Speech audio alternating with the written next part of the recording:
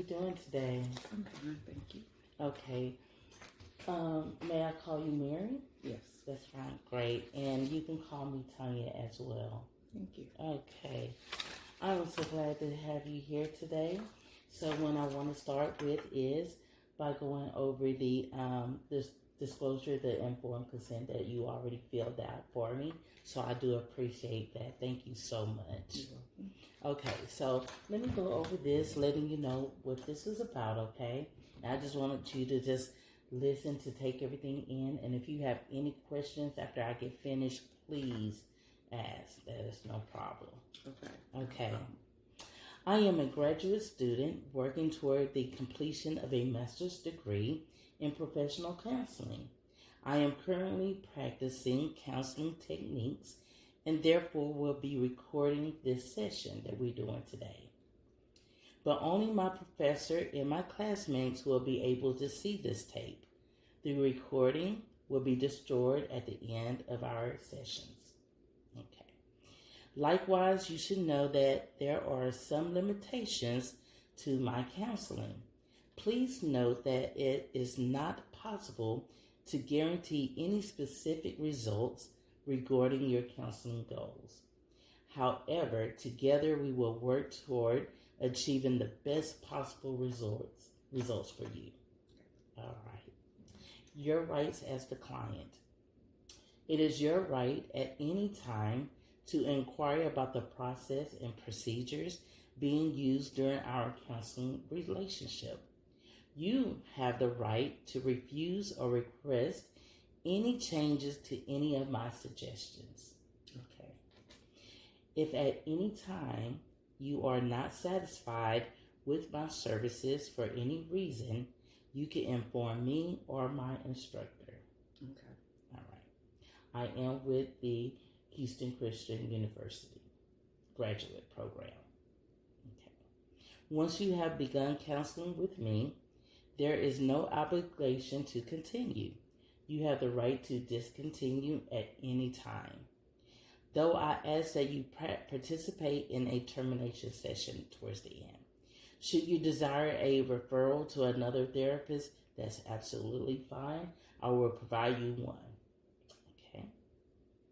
My services are rendered in a professional manner, consistent with the ethical standards of the American Counseling Association.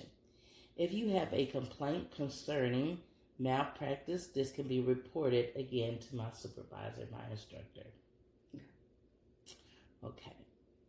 And remember that everything here that we talk about, it will be confidential.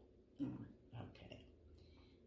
And that means if I determine if everything we discuss in the session will be kept confidential except if I determine you are imminent danger to yourself or to others.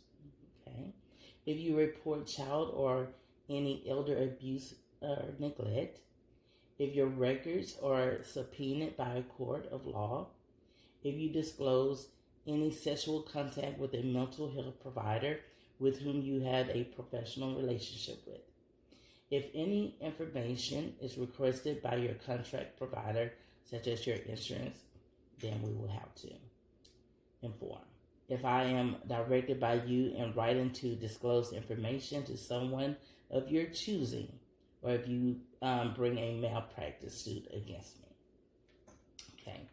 You are also aware that this session is going to be recorded. Mm-hmm. Okay.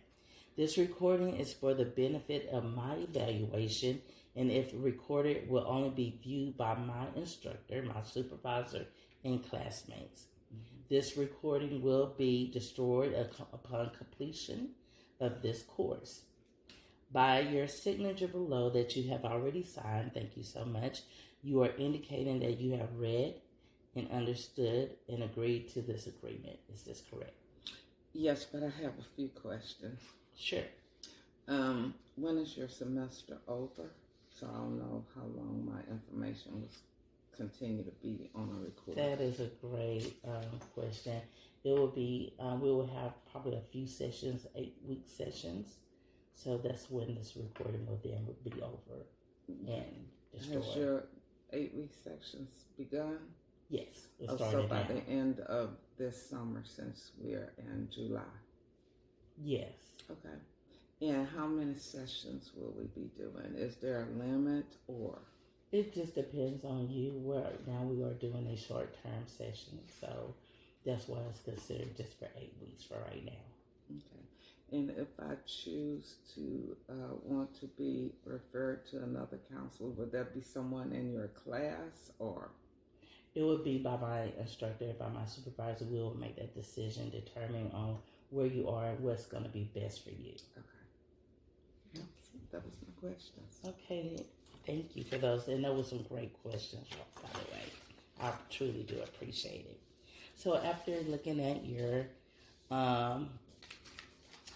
assessment, I do see that you have already been treated by a therapist before. Is that correct? Okay. And so, and I was also looking at you want to really concentrate on your anxiety. Mm-hmm. Okay, since I've been doing most of the talking, I would love to hear about you and why you feel like the need that you want to focus on your anxiety. Well, just a little history about myself. Over the past 2 years, I've had 2 surgeries on both breasts. I've had what they call a lumpectomy, where they remove tumors, breast tumors, and I've had it done on the left breast first, the right breast this year. Left breast was last year, and the right was this year. After the first surgery, I had the surgery of both surgeries actually, and then I went through the radiation, which I came through the surgeries okay. Of course, there was some depression or shock, not really devastated because my mother died with breast cancer. So it wasn't totally out of the question that I may develop it. But still, when you do, it's a shock to you. But when I discovered the second cancer in the same year that the first breast cancer was completed, that was more of a shock because I thought I was free and clear, and I knew that my mother had been in remission for 10 years after her first breast surgery. So I just assumed that that would be the same with me. And I know you should never assume, but I did. And so after the first surgery, I elected not to do hormone therapy, even though they had explained to me that that would be a small percentage of catching any cancers that I had. But I felt that since I had gone through the 2 weeks of radiation, that, that wasn't going to be necessary. And at my age, I opted, by the way, I was 75 at that time. So I opted not to do the hormone therapy because you had to stay on that medication for 5 years. But when I contracted the second cancer, I immediately decided that I'm going to do the whole thing. So, which means I'm going to go through the surgery to have the lumpectomy. I'll do the radiation, but this time I would also include the hormone therapy. And as it got closer for me to do the hormone therapy, that's when my anxiety began, because after doing some research, listening at my doctors, it wasn't so much the medication, but it was the side effects of the medication. And then I guess it was just a depression just because, you've already had a second cancer. What's the possibility? Is this medication, is the hormone going to really work? So it's just a lot of inner thoughts that, led from one thing to another. So I'm feeling I have a lot of anxiety around it, not because of the longevity. And the only side effect that I'm really concerned about, it may be funny to some people, for me it's very serious, and that's the hot flashes. Okay. So hearing about the anxiety really much towards the second of the operation is when you felt your anxiety really started to come into effect? Right, because I guess that's when it started feeling like more real. Mm-hmm. And this is really something that can really take you out, and it doesn't take that long for it to happen. Since I had my first one and I had surgery, and I think it was in January, and before October, I already had a tumor in the other breast. So it's a little scary. Okay. I can definitely can see why you would feel that it would be scary. And so I did hear about you saying something about your thoughts towards your anxiety. Yeah, well, I just the thought of going through that. My husband is also going through hormone therapy, so it's just a lot on my mind, and just looking at him go through the hot flashes, and I never really experienced them before. So I even had my daughter for Christmas, since I already knew I had it and I knew I was going to go through this, to actually buy me a little fan. But that was one of my main reasons for just really not wanting to go through that. And the reason is not so much the hot flashes, but what is my life going to be like? You know, what is my lifestyle? Because I believe that if you're here, you should be living. You should not be feeling sick. You should not be walking around and not knowing when a hot flash is going to hit you. Even though women go through that at menopause, and I've passed menopause, but how is it going to really make me feel? Am I going to be sick or what? And like I said, at this age, I feel like I should be enjoying life to the fullest, not worrying about or living or feeling bad most of the time. Those were my main concerns, along with the hot flashes. Right. So when you want to be like the living free, you know, not having to worry about 1 minute to the next, especially when you was talking about the hot flashes, and definitely can understand that. So how do you cope with that when you feel like you do not have control? Well, my first approach was through prayer. Okay. My second thing was to, this is after my doctor had told me about it. And did I really want to do it? Because they leave it up to you. You make the decision whether you want to do it or not. And so the first thing I did was to pray about it. And then I did more research about it. And I talked to my family about it, well, specifically with my husband and my daughter. And they both encouraged me. You know, they thought it was best that I should, but the decision was left up to me. But my whole thing is, I don't want to just live the rest of my life at 76 and going for another 5 years. That would put me into my 80s.